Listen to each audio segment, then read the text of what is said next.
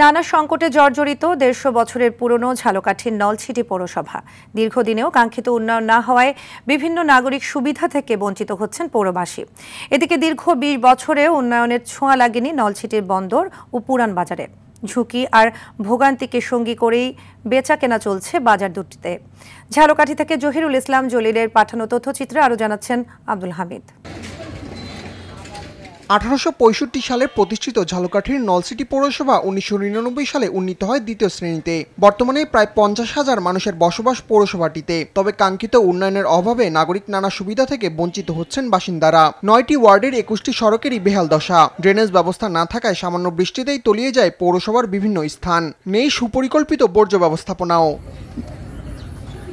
স্থানীয়দের অভিযোগ, নিয়মিত পৌরকর পরিশোধ করলেও কাঙ্ক্ষিত সেবা পাচ্ছেন না তারা। আমরা ট্যাক্স খাজনা যা কিছু পরিশোধ করে আছে, অনেকেরই এটা আপ টু ডেট আছে, অথচ আমাদের নাগরিক সেবার দিকে কারো কোনো নজর নেই। রাস্তা এতটা খারাপ, বাচ্চা পোলাপান নিয়ে গাড়িতে চলাফেরা করতে অনেক সমস্যা হয়। আমরা কিছুদিন আগে অ্যাক্সিডেন্ট হয়েছে। নলছিটি পৌরসভার সমস্ত ময়লা এখানে ফেলে নদীর পানি সব একদম খারাপ হয়ে যায়। বিগত ২০ বছরে এখন পর্যন্ত কোনো উন্নয়নের কাজ আমরা এখন পর্যন্ত পাই। প্রকল্প অনুমোদন হলে প্রয়োজনীয় সেবা নিশ্চিত হবে বলে জানান পৌর প্রশাসক। আমরা বিভিন্ন ধরনের প্রকল্প গ্রহণ করছি উন্নয়নের লক্ষ্যে।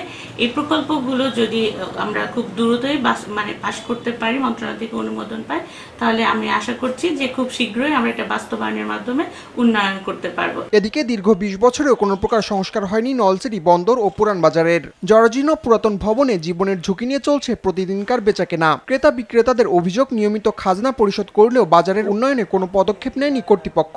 পৌরসভা থেকে উন্নয়নমূলক কোনো কাজ করে না, কিন্তু খাজনা নেয় দৈনিক। বর্ষায় চলাচল করা যায় না, একটু ঝড় হইলেই মনে করেন টিন সব উল্টে ফেলাই দেয়। এই দেখেন যে ড্রেনগুলো কি অবস্থা হয়ে রয়েছে, কোনো উন্নয়ন কাজ নেই এখানে। আমরা খুব অসুবিধায় আছি, আমাদের পাশে কেউ খাড়ায় না। পরিকল্পনা অনুযায়ী বাজারের উন্নয়নে কাজ করা হবে বলে জানান পৌর প্রশাসক। আমরা একটা পরিকল্পনা গ্রহণ করছি পুরাতন বাজারটাকে কিভাবে আবার নতুন করে সাজিয়ে তোলা যায়। শুধু আশ্বাস নয়, বাজার ও পৌরসভার দৃশ্যমান উন্নয়ন দেখতে চান পৌরবাসী। আব্দুল হামিদ, RTV।